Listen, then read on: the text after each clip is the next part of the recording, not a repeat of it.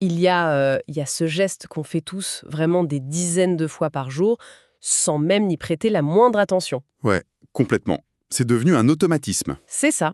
On entre dans une pièce, on tend la main, on appuie sur un petit morceau de plastique au mur, et paf, instantanément, la pièce s'illumine. Et ça semble presque magique, hein. Une évidence totale pour tout le monde. Bah oui, mais en réalité, ce simple clic sur un interrupteur, c'est l'aboutissement d'une ingénierie ultra complexe qui se bat constamment contre les lois de la physique. C'est exactement ça. Une lutte pour contenir une force qui est à la base potentiellement destructrice et la rendre inoffensive. Et c'est justement de ça qu'on va parler aujourd'hui. Je suis ravie de plonger là-dedans avec toi. Moi de même, le paradoxe de l'ingénierie électrique moderne, tu vois, c'est que plus le système est performant, plus il devient invisible pour l'utilisateur final. C'est clair. On demande à cette énergie de chauffer les maisons de ceux qui nous écoutent, de cuire leurs aliments, de faire tourner les ordinateurs. Sans jamais avoir à soucier de la violence de l'électricité à l'état brut, quoi. On oublie que c'est dangereux à la base. Absolument. Du coup, nos sources aujourd'hui vont nous forcer à regarder cette infrastructure de très près. On se base sur les excellents articles de mai 2026 du blog Grid Mastery. Ah oui, une vraie référence sur l'architecture des réseaux électriques. Ouais, une publication très spécialisée. L'objectif de notre exploration approfondie aujourd'hui, c'est vraiment de décortiquer la toute dernière ligne droite de ce parcours. Le fameux réseau basse tension, le réseau BT, comme on l'appelle dans le jargon. Exactement. On va essayer de comprendre les composants précis, physiques et tangibles, qui transforment un courant industriel massif en cette petite étincelle toute docile qui sort de nos prises. C'est une étape critique, hein, parce que c'est là que le réseau électrique rencontre la fragilité humaine, en fait. Ouais, on n'est pas fait pour résister au courant industriel. Bah non, avant d'arriver dans nos murs, et l'électricité, c'est un produit brut. Elle est produite dans des centrales, transportée par le réseau de très haute tension sur des centaines de kilomètres. Ce qu'on appelle la HTB, c'est ça? C'est ça. Et ensuite, elle est abaissée une première fois dans des postes sources pour circuler dans la moyenne tension, la HTA. Et la HTA, c'est quelle puissance à peu près? On parle de tensions qui oscillent généralement entre 1000 et 50 000 volts, avec un standard très fréquent autour de 20 000 volts dans pas mal de régions. D'accord, décortiquons tout ça. 20 000 volts, c'est énorme. C'est une puissance carrément mortelle. Ah ouais, si tu prends du 20 000 volts, tu ne survis pas. Si on injectait ça dans un téléviseur, il se contenterait pas de griller, il l'exploserait littéralement, non? Et les murs prendraient feu. C'est le scénario catastrophe, oui. Du coup, il y a un problème d'ingénierie massif. Comment on passe d'une espèce d'autoroute régionale de 20 000 volts à une petite rue tranquille de 230 volts? Eh bien, c'est le rôle du transformateur HTA-BT, c'est la clé de voûte de la transition. Le blog de Grid Mastery mentionne ça, ouais. Mais je t'avoue une certaine confusion. Physiquement, comment une machine peut encaisser 20 000 volts et les réduire sans juste fondre sur place? Ouais, alors c'est là qu'intervient un peu la magie de la physique quantique et de l'électromagnétisme, en fait. C'est bien plus complexe qu'un simple blocage mécanique. Attends, de la physique quantique dans les transfos de mon quartier? Bah ouais, un peu. Un transformateur, ça se comporte pas du tout comme un barrage qui retient l'eau de force. En réalité, le secret le plus fascinant d'un transformateur de distribution, Oui? c'est qu'il n'y a aucun contact physique direct. Aucun fil conducteur ininterrompu entre le réseau de 20 000 volts et le réseau de 230 volts de la maison. Attends, quoi? Les fils de la haute tension ne touchent pas les fils de la basse tension? Le courant coule pas d'un câble à l'autre? Absolument pas. Si c'était le cas, la moindre défaillance enverrait une onde de choc mortelle dans tout un quartier. Ah ouais, l'horreur. Du coup, ça marche comment si ça se touche pas? Le système utilise le principe de l'induction électromagnétique. À l'intérieur de cette grosse boîte métallique, tu sais, celle qu'on voit sur les poteaux en béton ou dans les petits abris, Ouais, les gros cubes gris, là. voilà. À l'intérieur, il y a un noyau en fer. Le câble de 20 000 volts s'enroule des milliers de fois autour d'un côté de ce noyau pour former une bobine. Ok, donc on a une grosse bobine d'un côté. C'est ça. Et quand le courant passe, il crée un champ magnétique super intense dans le métal. Et de l'autre côté de ce même noyau de fer, le câble de basse tension est enroulé aussi. Mais il est juste posé à côté, quoi. Il touche pas à l'autre câble. Exactement. Et il est enroulé avec beaucoup moins de tours. Le champ magnétique palpitant va induire, ou si tu préfères, créer à distance un nouveau courant dans ce second câble. Ah, je vois. Donc, le rapport entre le nombre de tours de fil de chaque côté dicte exactement la baisse de tension, c'est ça? Tout à fait. S'il y a, disons, 100 fois moins de tours sur la bobine de sortie, la tension est divisée par 100. C'est le principe fondamental. Et si l'on relie cela à la situation dans son ensemble, on comprend pourquoi ce composant est vraiment le bouclier ultime de notre réseau. Ouais, c'est une barrière physique en fait. Elle agit comme une barrière d'isolement totale. L'électricité de la maison est littéralement recréée à l'échelle locale par la force magnétique. C'est fou quand on y pense. Ça isole totalement nos appareils domestiques des violences potentielles du réseau haute tension. Et à partir de ce transformateur, le réseau basse tension naît officiellement. Et il est scindé en plusieurs départs pour alimenter les différentes rues du quartier, c'est bien ça? Exactement. Le courant prend différents chemins. Bon, le danger immédiat de la haute tension est écarté. Ouf! On a maintenant notre courant en 230 volts, monophasé, pour les foyers classiques. Ou en 400 volts triphasé pour ceux qui ont de plus gros besoins. Voilà. Mais, parce qu'il y a un mais, un nouveau problème physique se pose. Transporter cette électricité basse tension jusqu'au bâtiment, c'est pas une mince affaire. Ah ça, non. C'est même un sacré défi logistique. Le blog de Grid Mastery détaille l'utilisation de câbles basse tension spécifiques, qu'ils soient aériens ou souterrains. Ouais, les fameuses artères du réseau de distribution. Mais pourquoi ces câbles sont-ils souvent aussi massifs? Je veux dire, avec de telles épaisseurs de métal par rapport à la petite puissance qu'ils transportent. Pour comprendre ça, il faut regarder du côté de la physique des matériaux et surtout une règle implacable de l'électricité, l'effet Joule. Ah, l'effet Joule, le truc qui fait chauffer les radiateurs et les grille-pains. C'est ça. En fait, plus la tension est basse, plus il faut pousser une grande quantité d'électrons pour livrer la même quantité finale d'énergie. La quantité d'électrons, c'est l'intensité, c'est ça? Mesurée en ampères? Exactement. Et qui dit forte intensité, dit friction intense au niveau atomique dans le cuivre ou l'aluminium du câble. Et la friction, ça crée de la chaleur. Énormément de chaleur. Donc c'est pour ça que la haute tension est utilisée sur les longues distances en amont? Peu d'intensité, donc peu de friction, pas de chaleur, et on perd pas d'énergie en route. Précisément. Mais ici, en basse tension, on a le problème inverse. Si on utilisait des fils fins pour acheminer le réseau BT sur des kilomètres, Qu'est-ce qui se passerait? la résistance ferait chauffer le métal jusqu'à faire fondre les isolants autour. Sympa. Et on perdrait toute l'énergie dans la nature. Ouais, l'essentiel de l'énergie serait gaspillé dans l'atmosphère sous forme de chaleur. C'est ce qu'on appelle les pertes techniques dans notre milieu. Du coup, pour contrer ça, on doit limiter la longueur de ce réseau basse tension. Un transformateur de quartier, ça peut pas desservir des maisons à 10 km. Impossible. Il doit être vraiment au cœur du quartier. Et surtout, on doit utiliser des câbles avec une section très large, des gros cylindres de métal conducteur pour faciliter le passage des électrons. Comme des grosses canalisations pour que l'eau passe plus facilement sans forcer. C'est une bonne analogie, ouais. D'où le choix des méthodes d'installation. Les sources mentionnent que ces câbles peuvent être aériens ou souterrains.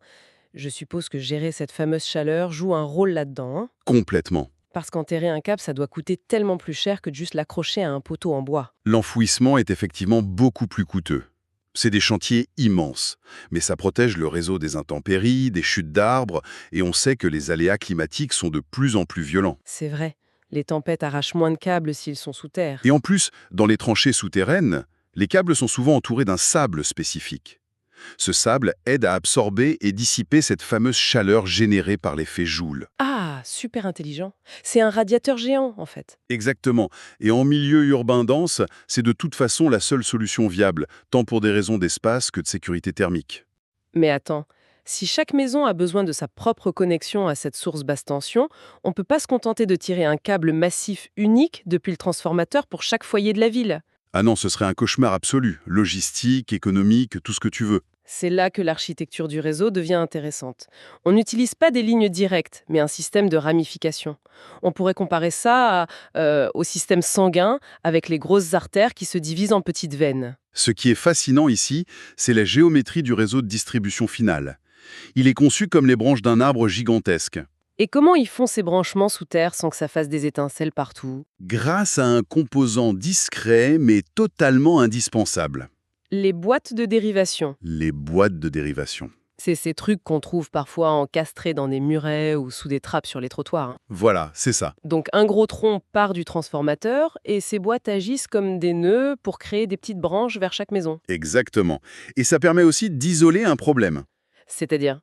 Si on doit faire des travaux de voirie pour raccorder une nouvelle maison, on va pas couper le courant de toute la ville en éteignant le gros transformateur. Ah bah non, les voisins feraient la tête. Voilà. On intervient juste sur la boîte de dérivation locale. C'est l'essence même de la résilience du réseau. Ça fait des carrefours bien organisés, en fait. Ouais, ces boîtes divisent physiquement les conducteurs principaux en sous-circuits.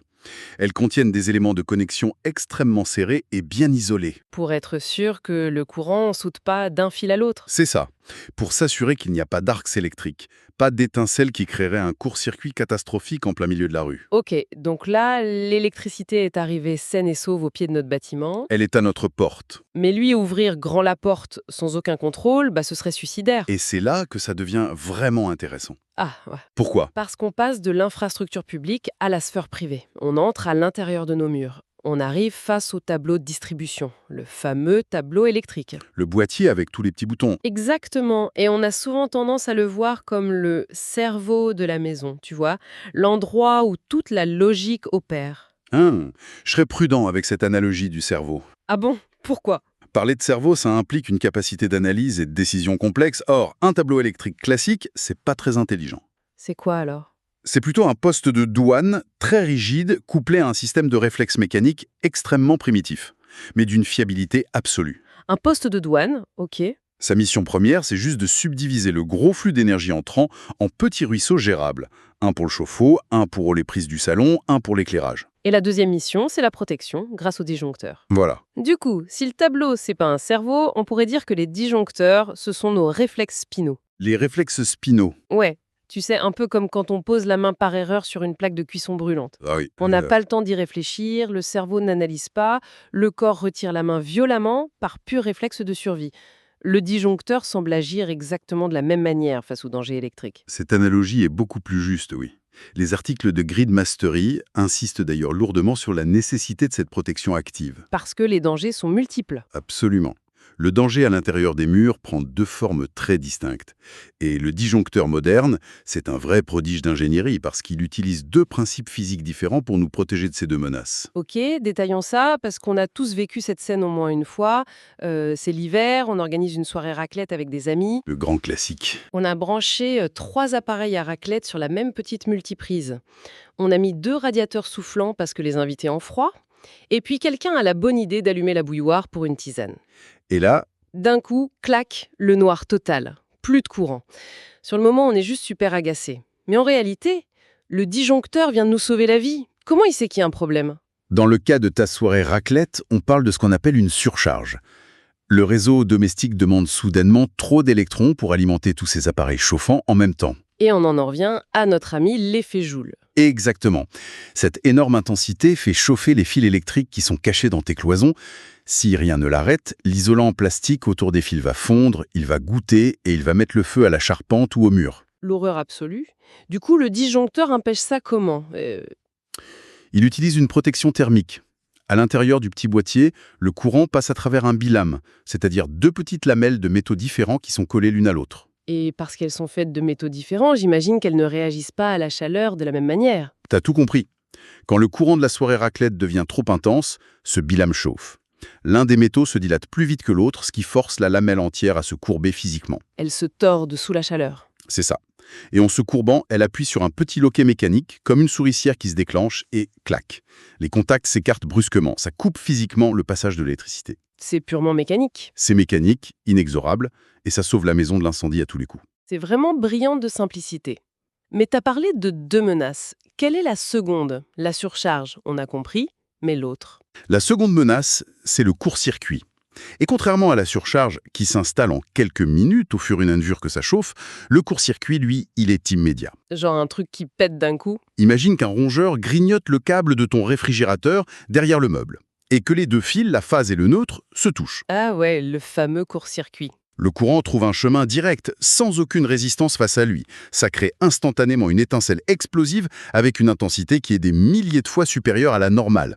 Des milliers de fois? Et là, notre petit bilame thermique n'aurait pas le temps de chauffer assez vite pour couper. Non, ça prendrait trop de temps. Le câble fondrait avant. Donc, pour ce danger instantané, il faut un réflexe encore plus fulgurant. Et comment le disjoncteur fait ça? Le disjoncteur intègre une protection magnétique pour ça. Le courant traverse aussi une petite bobine de fil de cuivre à l'intérieur. En cas de court-circuit, ce pic colossal d'intensité crée une impulsion électromagnétique instantanée dans la bobine. Et cette bobine agit comme un aimant? Un aimant ultra puissant, ouais. Cet aimant attire violemment une pièce métallique qui fait, là encore, sauter le loquet en une fraction de milliseconde. Clac. Clac. C'est l'alliance de cette mécanique thermique et du magnétisme qui garantit notre sécurité au quotidien. C'est fou de penser que toute cette ingénierie de haute précision est cachée dans ces petits boîtiers en plastique blanc là, dans nos couloirs. On n'y prête pas attention, mais c'est vital. Donc, si on résume où on en est, on a un courant dominé par le transformateur, acheminé de manière ramifiée par les boîtes de dérivation et mis sous camisole de sécurité par nos disjoncteurs.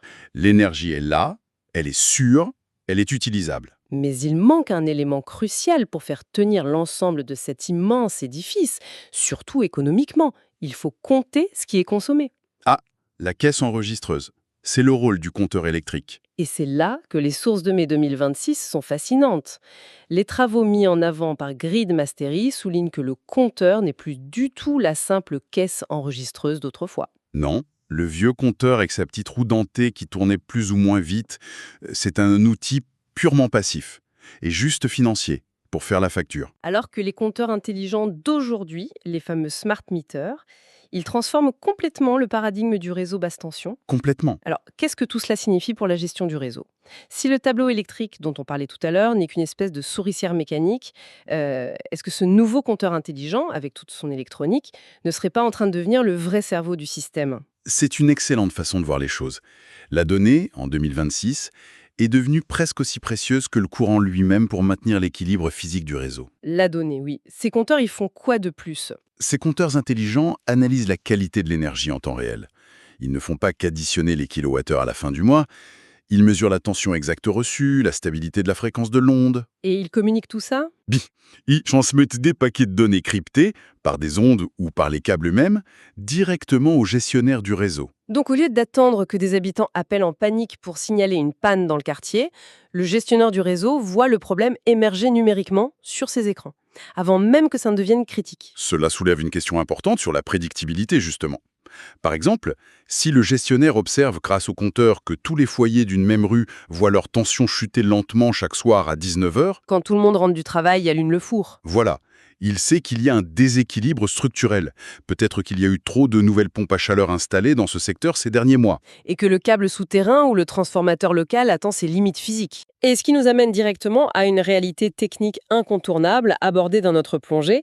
Malgré les compteurs intelligents et la détection précoce, ce réseau basse tension fait toujours face à des vulnérabilités purement physiques. Oh que oui, on ne peut pas battre la physique. Tu as mentionné la chute de tension. Si j'essaye de visualiser ça, c'est souvent comparé à la pression de l'eau dans une très vieille maison, non? Avec une super longue tuyauterie. C'est une image courante, oui. Si tout le monde ouvre les robinets au début du couloir, la personne qui prend sa douche tout au fond, elle n'aura plus qu'un misérable filet d'eau. C'est le même principe sur une longue ligne électrique de quartier pour la tension. L'analogie de la pression d'eau est séduisante, ouais. Elle permet de bien visualiser le phénomène de friction sur la longueur. Mais en électricité, les conséquences sont un peu plus perverses, on va dire. Ah bon? Ouais, une douche avec peu de pression, c'est juste frustrant pour celui qui est dessous. Mais un appareil électronique moderne, face à une chute de tension, ne va pas juste fonctionner un peu moins bien. Que fait-il alors? Il s'éteint simplement, par sécurité. En fait, c'est souvent l'inverse, et c'est ce qui le rend dangereux. Comment ça? De nombreux appareils comme les moteurs de réfrigérateur ou les alimentations de nos ordinateurs ont besoin d'une puissance constante pour fonctionner. Ok? Si la tension baisse, disons qu'elle chute de 230 volts à 200 volts parce qu'on est en fin de ligne et que tout le quartier consomme à fond, l'appareil va essayer de compenser pour maintenir sa puissance nominale, Et il fait ça comment? en tirant beaucoup plus d'ampères, plus d'intensité. Et souviens-toi de la règle fondamentale qu'on a évoquée tout à l'heure. Oh, l'effet Joule. Plus d'intensité égale plus d'effet Joule, donc plus de chaleur. Absolument. Le moteur de mon frigo risque donc de surchauffer, de fondre et de griller ses propres circuits internes juste pour essayer de survivre à la baisse de tension du réseau. C'est exactement ce qui se passe. C'est pour ça que la chute de tension en fin de ligne, c'est vraiment la hantise absolue des ingénieurs de distribution. La fameuse tolérance zéro. Ils doivent s'assurer par des calculs super complexes sur l'épaisseur des câbles et la répartition sur les différentes phases que même le dernier utilisateur, tout au bout du chemin de campagne le plus isolé, Reçoit ses 230 volts bien propres. Voilà. Il doit recevoir une tension qui reste dans une norme réglementaire très stricte. Le réseau basse tension, ça ne pardonne pas les approximations. parce que l'impact est direct. L'impact sur la vie humaine, sur les équipements médicaux à domicile, sur les outils de travail, c'est instantané. Ouais. Si le réseau flanche, c'est visible tout de suite par l'audience, par les consommateurs. Quelle ingénierie vertigineuse quand on prend un peu de recul. Si on résume cette boucle incroyable. On prend une énergie sauvage de moyenne tension. On la transforme par l'élégance de l'induction magnétique dans le transformateur, sans aucun contact physique. Un exploit en soi. On la canalise ensuite dans des réseaux souterrains ou aériens, en luttant constamment contre la déperdition thermique de l'effet Joule. On divise ce flux via les carrefours super bien pensés des boîtes de dérivation. Pour que ça arrive à chaque porte. Puis on protège les foyers grâce à la biomécanique astucieuse et fulgurante des disjoncteurs. Et on monitore le tout en temps réel, grâce au cerveau numérique que sont les compteurs intelligents. C'est un résumé très fidèle. C'est un véritable balai logistique qui s'opère à la vitesse de la lumière, avec un niveau de précision qui, franchement, force le respect. Et pourtant, ce système que nous venons de décortiquer à travers les sources de Griboisterie, cette merveille d'organisation structurelle, elle a été pensée, bâtie et perfectionnée depuis un siècle avec un modèle bien précis en tête. Lequel? Une route à sens unique. Un flux qui part du majestueux transformateur de quartier pour descendre tel un cours d'eau gravitaire vers les compteurs et les consommateurs passifs. Ah oui, c'est vrai. Un modèle centralisé, descendant, où la hiérarchie de la puissance ne fait strictement aucun doute. Mais alors pour tous ceux qui nous écoutent aujourd'hui, j'aimerais qu'on imagine ensemble ce qui se produit en ce moment même sur ces mêmes fils. La révolution en cours. Exactement. Que se passe-t-il quand la maison située tout au bout de la ligne de quartier, celle qui subissait autrefois les chutes de tension, se couvre soudain de panneaux solaires de dernière génération? Ah. Lors d'un après-midi super ensoleillé où personne n'est à la maison, cette habitation ne consomme plus rien. Mais pire, pour ce réseau historique, elle se met à produire de l'énergie. Et le courant s'inverse. Elle repousse le courant dans le mauvais sens, à travers son tableau, à travers son compteur intelligent, à travers les boîtes de dérivation et les gros câbles basse tension, en remontant le courant vers le transformateur. Le fameux flux bidirectionnel. Comment une infrastructure construite sur une logique de distribution descendante, avec ses règles d'épaisseur de câbles, ses chutes de tension et ses disjoncteurs directionnels, va-t-elle survivre à un immense trafic bidirectionnel chaotique? Un trafic généré par des millions de petites centrales solaires de quartier. C'est le grand casse-tête des ingénieurs d'aujourd'hui. C'est le défi de la prochaine décennie. Et c'est une question vertigineuse à garder en tête, la prochaine fois qu'on allumera innocemment la lumière chez soi. Sur ce, merci de nous avoir suivis dans cette plongée au cœur de la basse tension et à très bientôt pour une nouvelle analyse. À très bientôt.